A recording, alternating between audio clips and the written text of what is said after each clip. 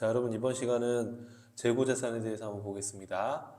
여러분 재고자산은 우리가 판매 목적으로 갖고 있는 상품이나 또는 제조기업에서 제품 생산에 투입될 원재료, 그리고 이 원재료를 투입해서 지금 가공 중에 있는 제공품 이런 것들이 이제 재고자산이 돼요. 근데 궁극적으로는 원재료든 제공품이든 간에 제조기업 같은 경우에는 이 원재료 제공품을 궁극적으로 제품으로 만들어서 판매되는 거잖아요. 그러니까 궁극적인 목적은 판매를 목적으로 보유하고 있는 자산이라고 생각하시면 되죠. 자, 어떤 게 있을까요, 여러분? 상기업에서 상품, 또 제조기업에서 제품 만들 때 들어가는 원재료, 그리고 가공 중에 있는 제공품, 그리고 제공품이긴 제공품인데 이제 판매가 가능한 반제품, 네, 이런 거. 자, 그 다음에 완성된 제품, 그리고 자, 미착품은 뭐냐 하면 우리가 뭐 수입을 한다 그러면은 이게 아직 도착하지 않았다 그러면은 이제 미착품. 그 다음에 이런 소모성 소모품 이런 것도 소모품도 재고자산에 이렇게 구분될 수 있어요. 그래서 이런 것들이 이제 기업의 재고자산이 된다. 뭐 그렇게 이해를 하시면 되겠습니다. 자, 그러면 여러분 재고자산의 취득원가를 산정할 때 어떻게 산정해야 될까? 자, 여러분 재고자산을 취득할 때 우리가 물건값만 주는 게 아니죠. 예를 들어서 상품을 구입한다 그러면 100만 원짜리 상품 살 때 10만 원의 운송비가 들어간다. 그러면 110만 원에 구입을 한 거잖아요. 그런 것처럼 우리가 자산을 취득할 때 들어가는 취득 관련된 부대 비용을 포함하셔야 되는 거예요. 이해하시겠죠? 예, 예를 들어서 상품 100만 원짜리를 구입하면서 운반비로 30만 원을 부담했다 그러면 이런 물건 얼마에 샀다고 생각해요? 그렇죠. 130만 원에 취득했다 이렇게 생각하는 것처럼 우리가 재고자산의 취득 원가는 이런 취득 부대 비용을 포함한다는 거 여러분 잊으시면 안 됩니다. 그러면 우리가 취득할 때 들어갈 수 있는 부대 비용은 뭐가 있을까요? 예를 들어서 이제 상품을 운송해 오기 위해서 뭐 운반비가 들어갈 수도 있고, 또 이게 어느 정도 가격대가 좀 나간다 그러면 운송보험에 가입할 수 있거든요. 그 위험에 대비해서. 또는 이게 뭐 구하기 어려운 물건이다 그러면 중개인을 끼고 구입한다 그러면 중개 수수료가 나갈 수도 있고, 수입을 한다 그러면 수입할 때 내는 세금이 뭐예요, 여러분? 그렇죠. 관세. 또 수입할 때 각종 통관 재비용들. 이처럼 명칭여와 불구하고 이 자산을 취득하는 데 들어가는 돈이라면 이 자산의 취득 원가에 포함해야 된다. 이런 얘기예요. 이해되시죠, 여러분? 자, 그런데 취득 원가 관련해서 우리가 매입완출, 매입애누리, 매입할인 이런 것도 있거든요. 여러분 매입완출은 물건을 구입했는데 물건에 하자가 있는 거예요. 불량이 났거나. 그러면 여러분 어떻게 하세요? 다시 물건 반품시키잖아요. 그 반품한 금액을 우리가 매입환출이라고 해요. 매입애누리는 물건을 내가 대량으로 구입을 하면은 또는 경미한 손상으로 인해서 내가 값을 깎을 수가 있잖아요. 그렇죠? 그거를 우리가 매입애누리라고 그래요. 값을 깎는 거. 자, 여기 미안. 여기 애누리 받은 거. 그리고 매입 할인은 내가 대금을 조기에 상한해서 할인 받은 거. 이렇게 매입 할인이에요. 이해하시겠죠, 여러분? 예. 그래서 여러분 이런 것들은 우리가 재고자산을 취득할 때 이런 것들은 반품하고, 그쵸? 반품하고, 그리고 애누리 받고, 할인 받고. 그럼 애누리하고 할인은 조금 차이점은 있죠. 애누리는 대량 구매를 하거나 경미한 손상으로 인해서 내가 애누리를 받은 거예요. 할인은 내가 대금을 약정된 기한 안에 일찍 지급을 해서 이렇게 디스카운트 할인 받은 거예요. 자, 그럼 여러분 예를 들어서 우리가 취득원가를 산정할 때 이런 매입완출, 애누리, 매입 할인은 당연히 내가 이거를 반품하거나 값을 깎거나 할인을 받고 이런 거잖아요. 그러니까 이런 것들은 다 취득원가에서 이렇게 차감이 되는 거예요. 이해하시겠죠, 여러분?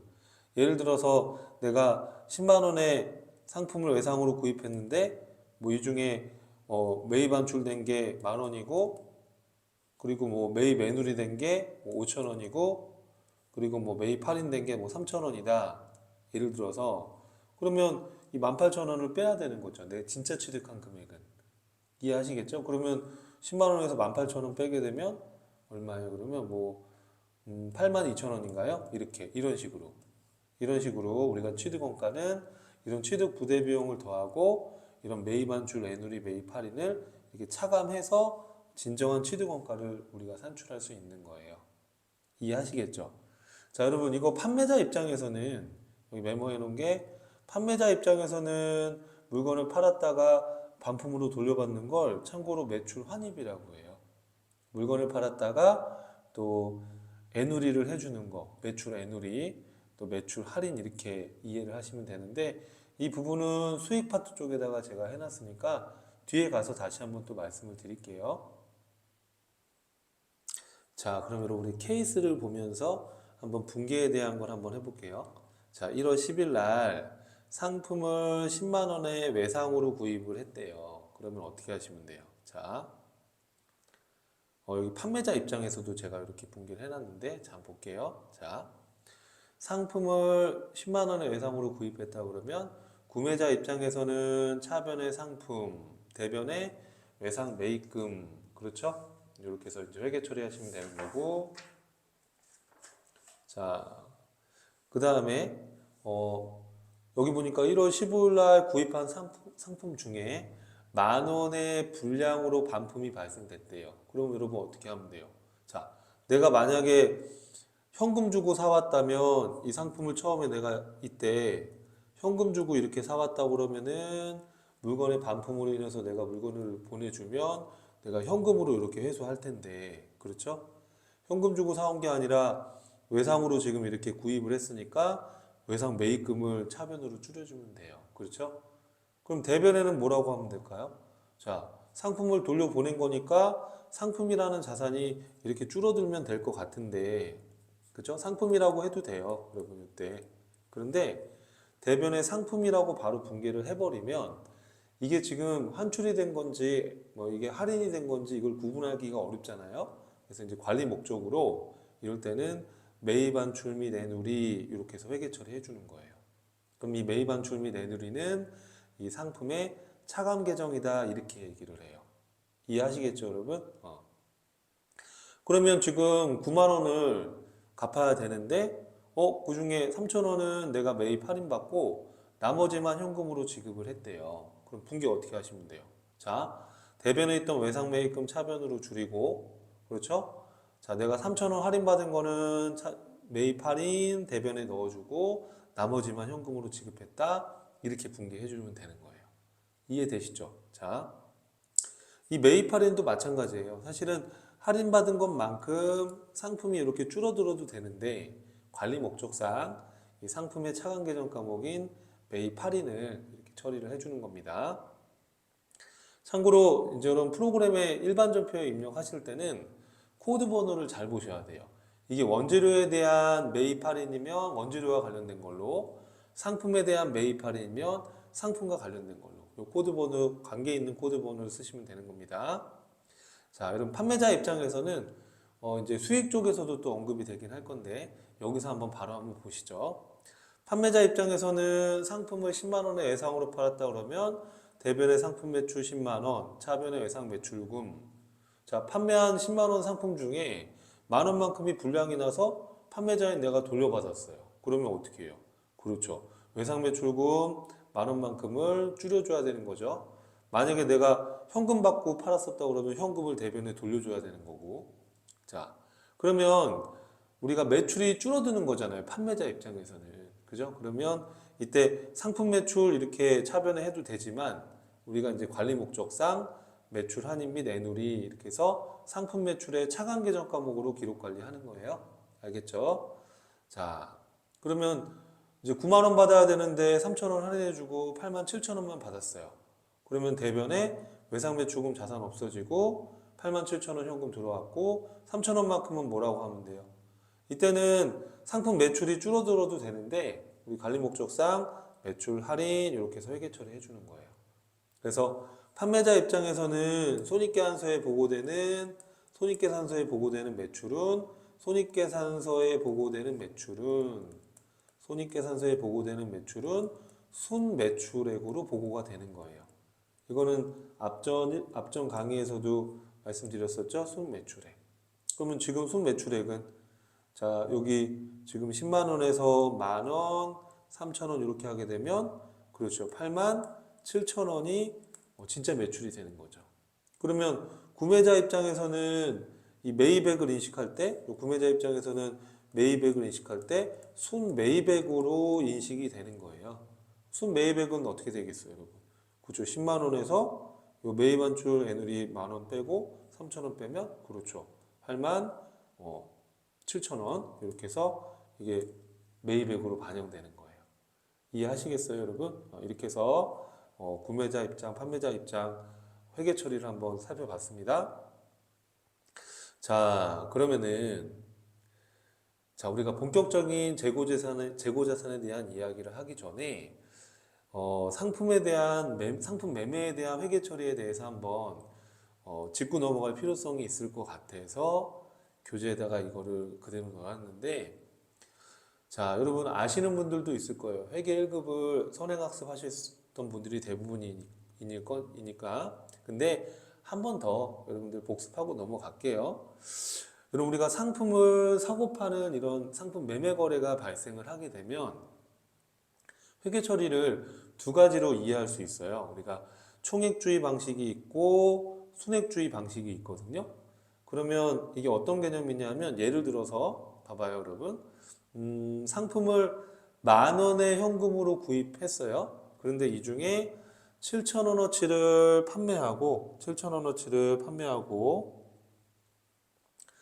그 중에 7,000원어치를 갖다가 상품을 주고 9,000원을 받았다. 이렇게 한번 여러분 상상해봐요. 여러분이 상품을 파는 회사 경영자인데 상품을 팔았어요. 자, 만 원의 상품을 사가지고 7,000원어치 물건을 주고 9,000원의 현금을 받은 거예요.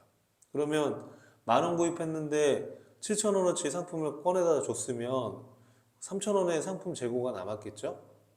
자, 그러면 이런 기록을 할 때 우리가 이제 어떻게 기록을 할 수 있냐면, 봐봐요, 여러분. 상품을 구입했을 때는 상품이라는 자산으로 기록을 하고, 그렇죠? 이 만 원 중에 9,000원어치를 내가 상품을 꺼내다 줬잖아요, 고객한테. 그리고 만 원에 구입을 하고 7,000원어치를 이렇게 꺼내다가 줬잖아요. 그러면 상품이 7,000원 자산이 감소하고, 자, 9,000원에 내가 현금을 받았으니까 현금 9,000원이 들어올 거잖아요. 그러면 2,000원만큼은 내가 상품을 팔아서 얻은 순이익이죠. 그러면 이 순액주의라는 거는 장부 기록을 할 때, 자, 요 2,000원의 순이익만을 수익으로 이렇게 기록해 주는 방식이에요.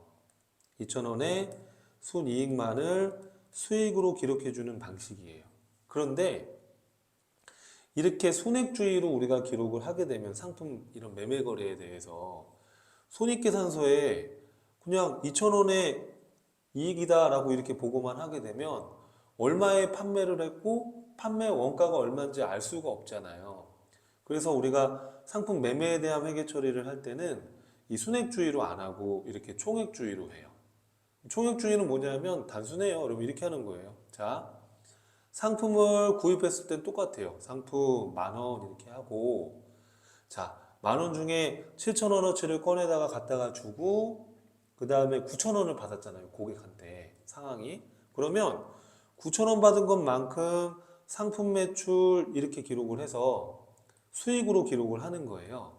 자, 그리고 내가 만 원 구입한 것 중에 7,000원을 상품을 꺼내다가 줬으니까 상품 자산이 없어지면서 이걸 상품 매출원가 비용으로 인식하는 거예요. 이렇게 기록을 하게 되면 상품 매출이라는 수익이 총 금액이 수익으로 보고가 되고요. 상품 매출원가라고 이 비용이 차변에 이렇게 기록이 되게 되는 거예요. 그러면 손익계산서에 상품 매출 수익 9,000원, 상품 매출원가 비용 7,000원, 그래서 매출 총이익이 2,000원, 이렇게 해서 손익계산서가 만들어지거든요.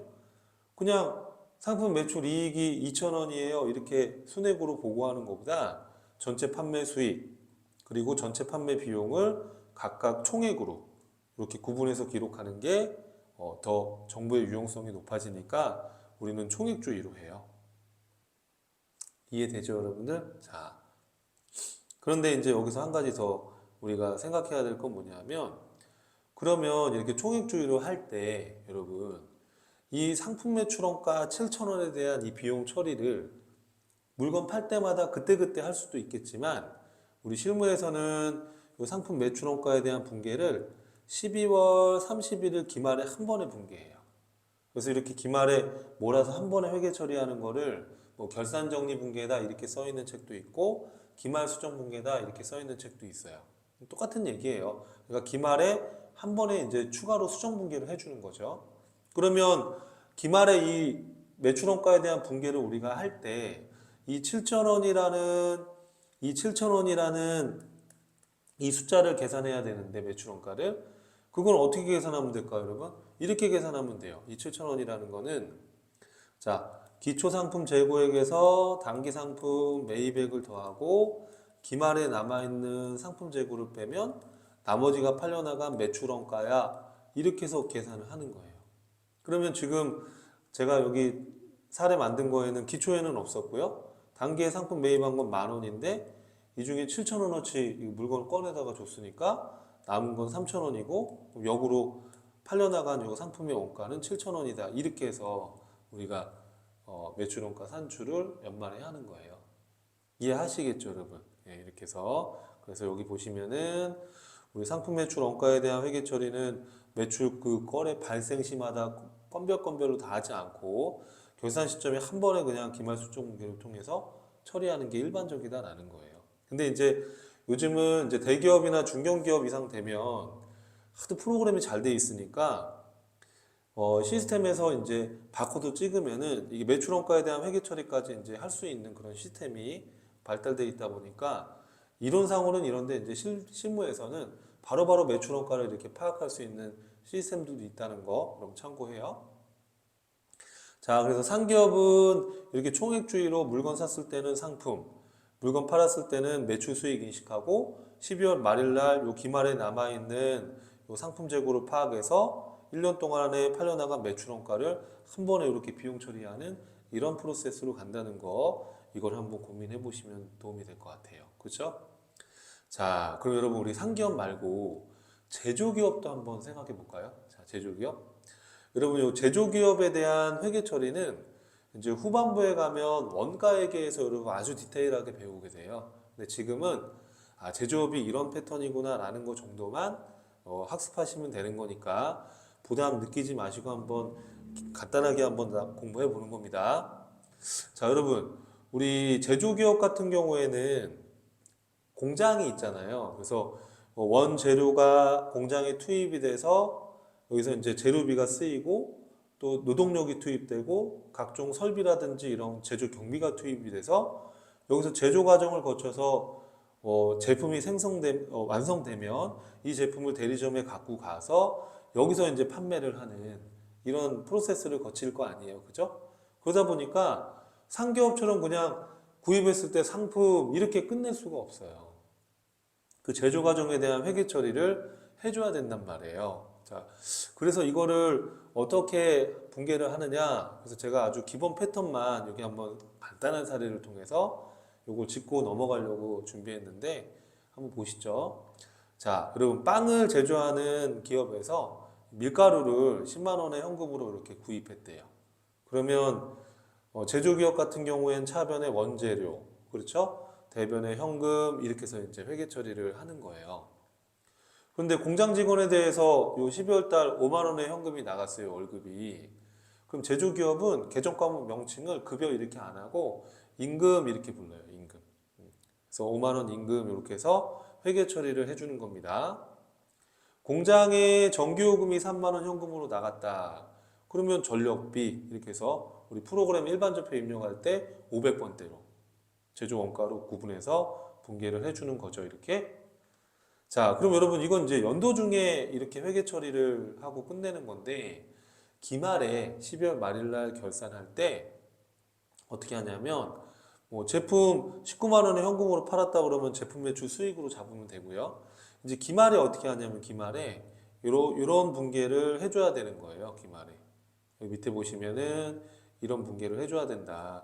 그럼 이게 어떤 거냐 하면은 자 우선은 공장에서 물건을 만들어서 팔았을 거잖아요. 그죠? 그러면 공장에 투입된 원가에 대해서 공장에 들어간 게 얼마인지를 이 수정 분계를 해줘야 돼요. 자, 예를 들어서 기말 제공품은 기말이 완성 안 된 제공품은 만 원인데 판매되지 않고 남은 제품이 만 원이었대요. 그리고 원재료는 다 투입을 시켰다고 한번 해볼게요. 그러면 우선은 이 공장에 투입된 원가에 대해서 이걸 우리가 분계를 해주는 건데, 자, 이렇게 하는 겁니다. 색깔을 바꿔서 해볼게요. 요 원재료 10만 원, 임금 5만 원, 요 제주경비 전력비 3만 원. 이게 지금 공장에 다 투입이 돼서 제품화된 거예요. 그러면 그 과정을 여기다 분개해 주는 거예요. 원재료 없어졌죠? 또 인건비 투입됐죠? 또 전력비 투입됐죠? 그래서 이거를 여러분 뭘로 대체하는 거예요? 이렇게. 그렇죠. 이거를 제공품으로 집계해 주는 거예요. 그래서 지금 10만 원, 5만 원, 3만 원 하면 18만 원의 원가가 지금 공장에 투입이 된 거예요. 그런데 그 18만 원 중에 여러분 만 원만큼이 완성이 안 됐대요. 그러면 17만 원만큼 제품이 된 거 맞잖아요. 그러니까 그것만큼 이 제공품을 17만 원만큼 줄여주고 차변에 제품으로 이렇게 분개해 주는 거예요. 이해돼요, 여러분들? 그래서 지금 제품이 색깔을 좀 바꿔볼까요? 제품이 17만 원이 지금 차변에 생겼습니다. 그런데 기말에 지금 만 원이 제품이 안 팔리고 남아있다 이거예요. 그러면 17만 원 중에 16만 원은 제품이 없어졌고 그 없어지면서 이렇게 제품 매출이라는 수익을 창출하게 된 거죠. 이렇게. 그렇죠. 그럼 제품 매출 수익이 창출되면서 이 제품 자산이 비용화된 거예요. 이 비용을 뭐라고 그래요? 그렇죠. 제품 매출 원가 이렇게요.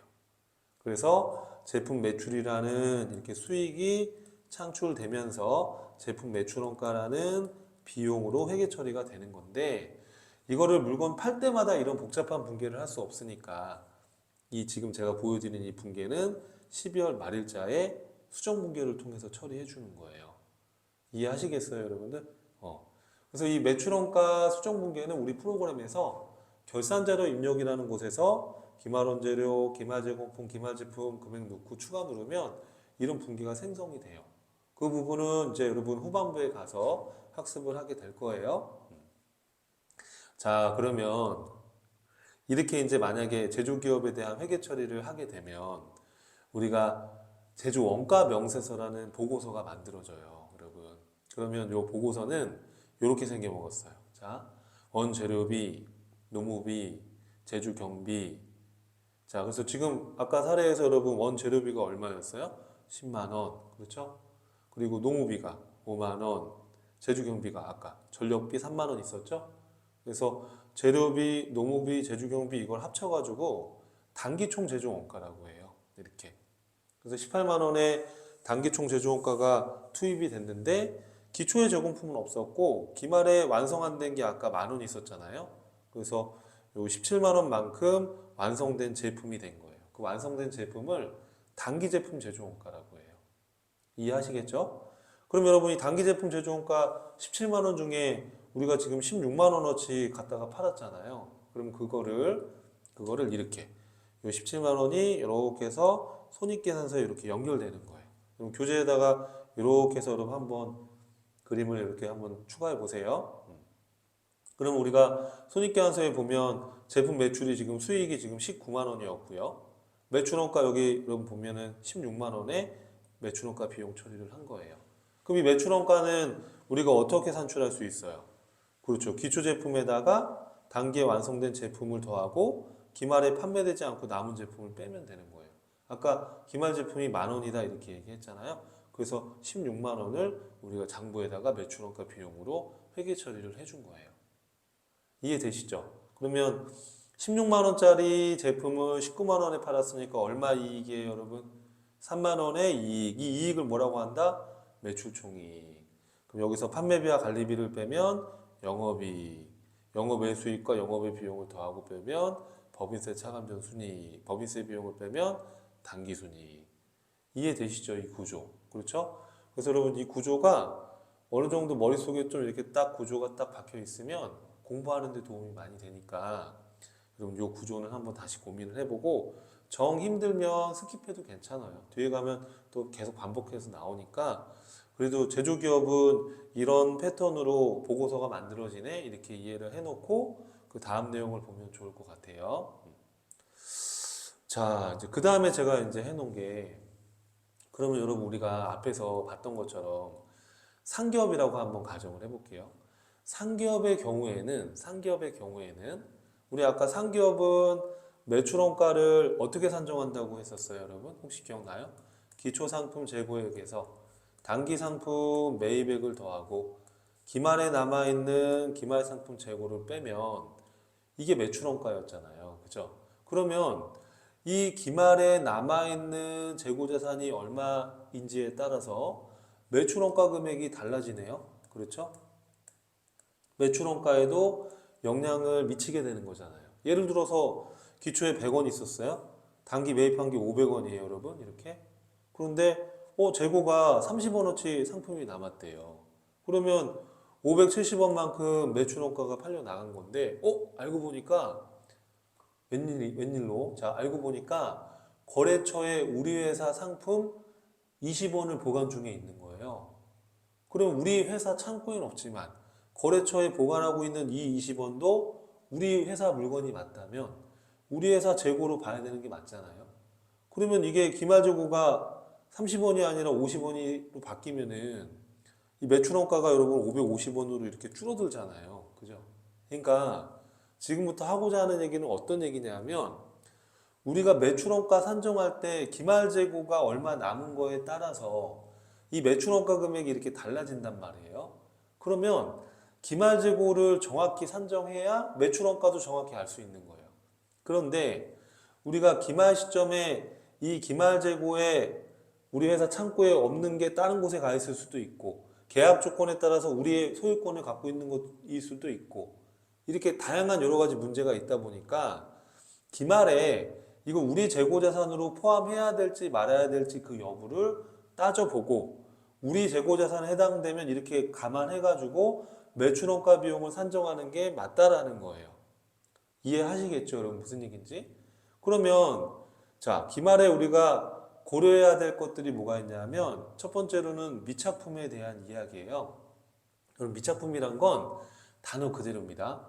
아직 도착하지 않은 물품이에요. 맞죠? 자, 예를 들어서 여러분 내가 여기 만들어 놓은 그림 보면 우리나라에서 A라는 기업에서 물건을 지금 상품을 A라는 기업에서 A라는 기업에서 지금 상품을 구매했어요. A라는 회사가 미국의 B라는 회사한테. 그리고 지금 우리가 지금 A인데 A가 상품을 구입했는데 요 100억만큼 구입했어요. 100원만큼 이렇게 구입했어요. 자, 그런데 이 상품이 바다 중간에 이렇게 떠 있는 거예요. 이렇게. 그러면 대체 여러분 이 바다 중간에 떠 있는 이 100원의 상품은 누구 거예요? 여러분 판매자 B 거예요? 구매자 A 거예요? 애매하죠. 여러분 이거는 계약 조건에 따라 달라지는 거예요. 계약 조건. 계약 조건에 따라. 여러분 계약 조건이 만약에 선적지 인도 기준일 수도 있고요. 아니면 도착지 인도 기준일 수도 있어요. 그럼 선적지 조건이라는 건 뭐냐면 단어 그대로예요.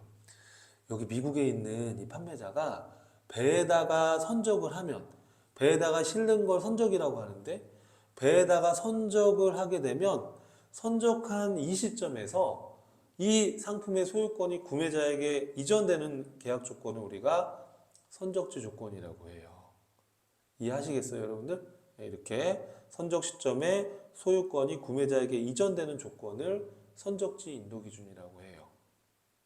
이해되죠? 그럼 만약에 자, 우리 지금 A를 기준으로 봤을 때 이거 선적지 조건으로 만약에 계약을 체결했다 그러면 바다 중간에 떠 있는 이 100원의 상품은 12월 말일 시점에 이 A 회사의 창고 안에는 없지만 A의 재고로 봐야 되는 거예요.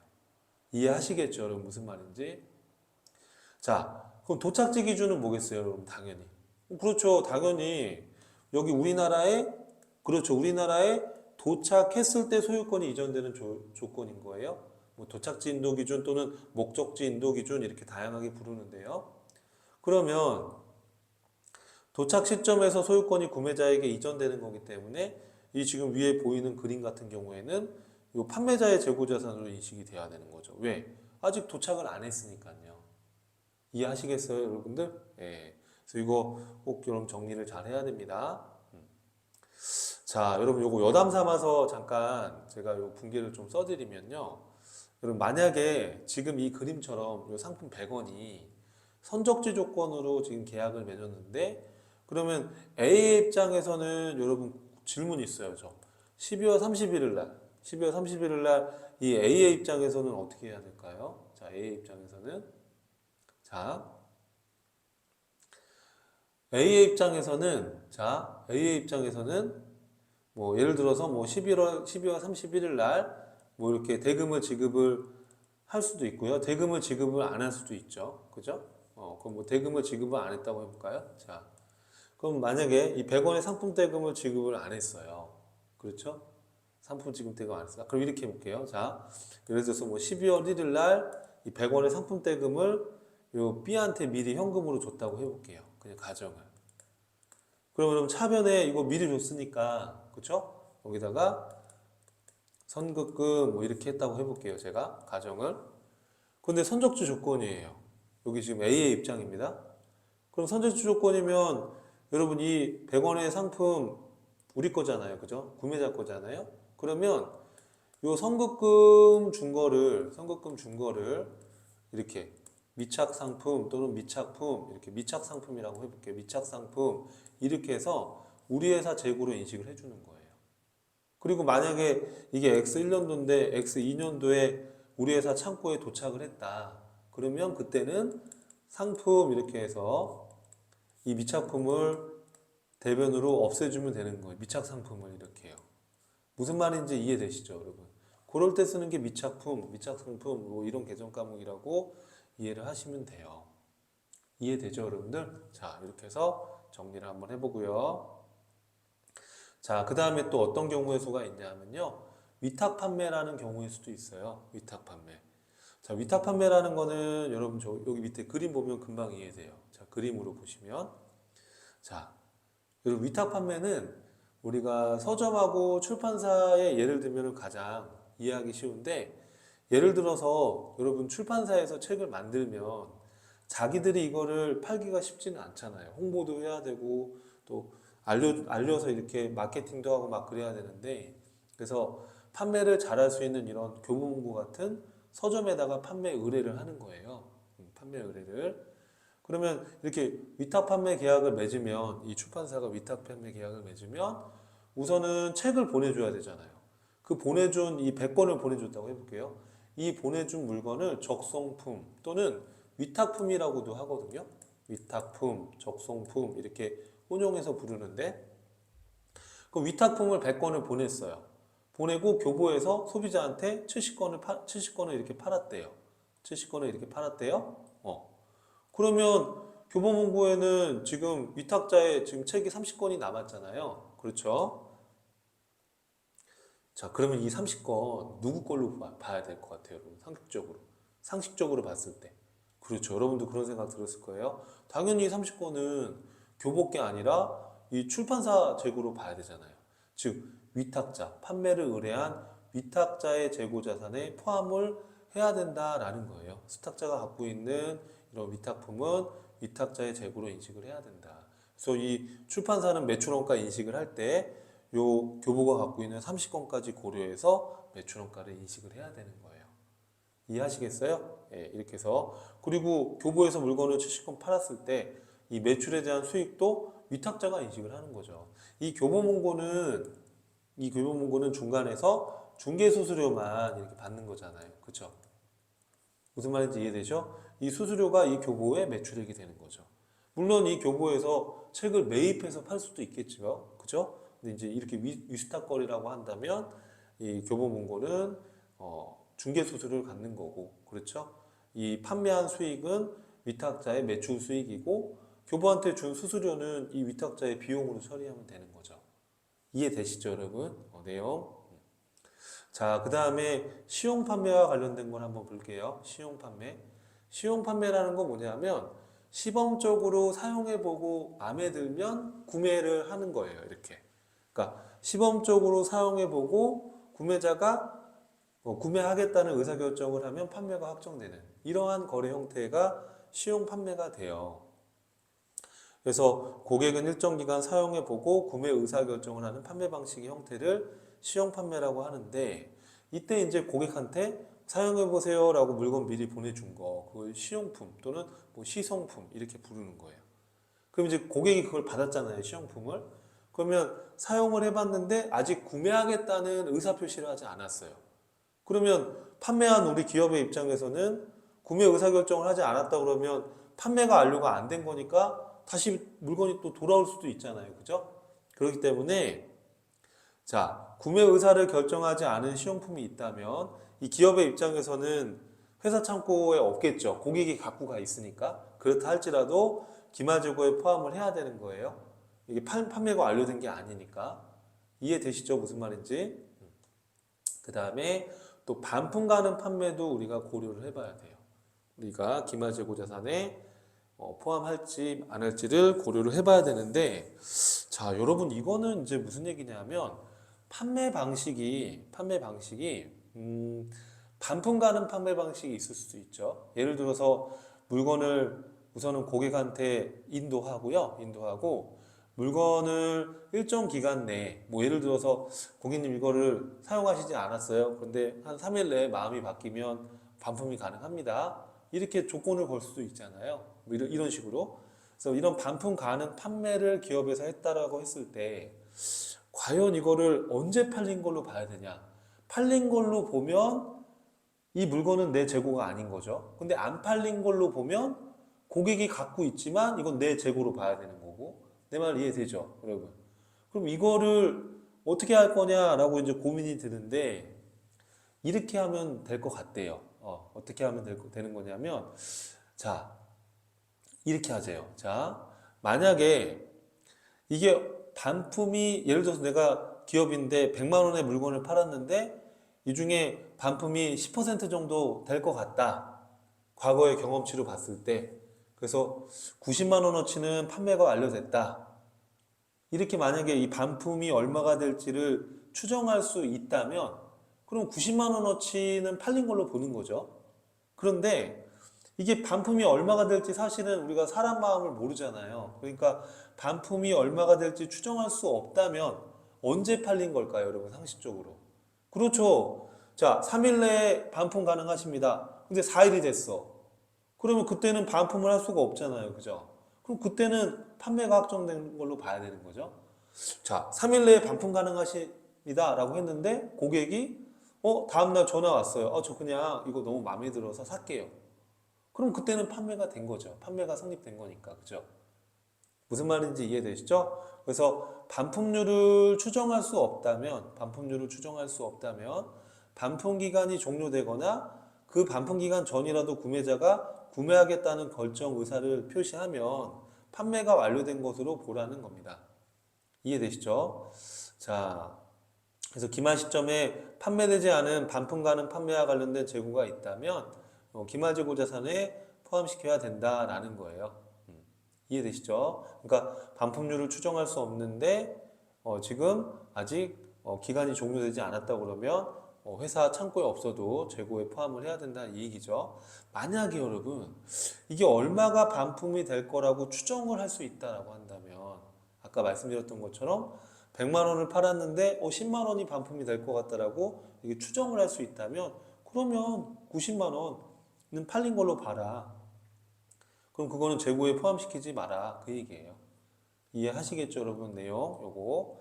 자, 또 5번에 보니까 저당 상품이라는 내용이 나오네요. 저당 상품. 자, 이거는 또 무슨 말인가? 마지막 내용이네요. 저당 상품. 자, 여러분 저당 상품은 자, 예를 들어서 내가 거래처에서 이제 돈을 꾸는데 이 돈을 안 빌려주려고 하니까 그럼 내가 갖고 있는 상품 너한테 저당 잡혀 놓을게. 이렇게 했다고 한번 해볼게요. 그럼 여러분, 내가 거래처에서 돈을 꾸면서 내 갖고 있는 상품을 저당 잡혀 놨거든요. 그러면 그 상품이 없어지는 거예요? 아니죠. 저당을 잡혔다라고 해서 상품의 소유권이 바로 넘어가는 건 아니죠. 그죠?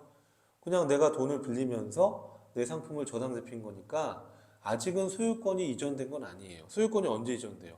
내가 그 약속된 돈을 못 갚으면 그때 내 상품을 저당 잡아놓은 거를 내가 소유권을 이전해 가겠죠. 근데 그게 아직 일어나지 않았으니까 저당 잡힌 상품은 이게 소유권이 넘어간 게 아니니까 저당 잡아놨다고 해서 내 재고에서 빼면 안 되는 거예요. 무슨 말인지 알겠죠? 그래서 당연히 회사의 기말재고 자산에 포함이 돼야 된다. 무슨 말인지 아시겠죠, 여러분? 예. 그래서 저당 상품까지 같이 한번 봤습니다. 자, 여러분 이번 교시는 우리 재고자산에 대해서 학습을 하고 있고요. 재고자산이 뭐고 종류가 어떤 게 있고 또 상품 매매 거래에 대한 회계 처리는 어떻게 해야 되고 또 제조기업의 경우에는 어떻게 회계 처리를 하고 제조원가 보고서와 제조원가 명세서와 손익계산서가 어떻게 만들어졌는지 구조가 어떻게 생겼는지 또 매출원가 산정할 때 기말재고자산이 얼마 남아있는 거에 따라서 매출원가 금액이 달라지니까 기말에 이거 우리 재고로 포함해야 될지 말지에 대한 그런 또 부분을 고려해야 되는 부분에 대해서 학습을 했죠. 그래서 미착품이라든지 뭐 적송품, 위탁 판매, 시용 판매, 반품 가능 판매, 뭐 저당 상품 이러한 특수한 경우들을 한번 생각을 해봤습니다. 자, 여러분 이번 시간도 고생 많으셨고요. 다음 시간에 또 재고자산 이어서 보도록 하겠습니다. 감사합니다.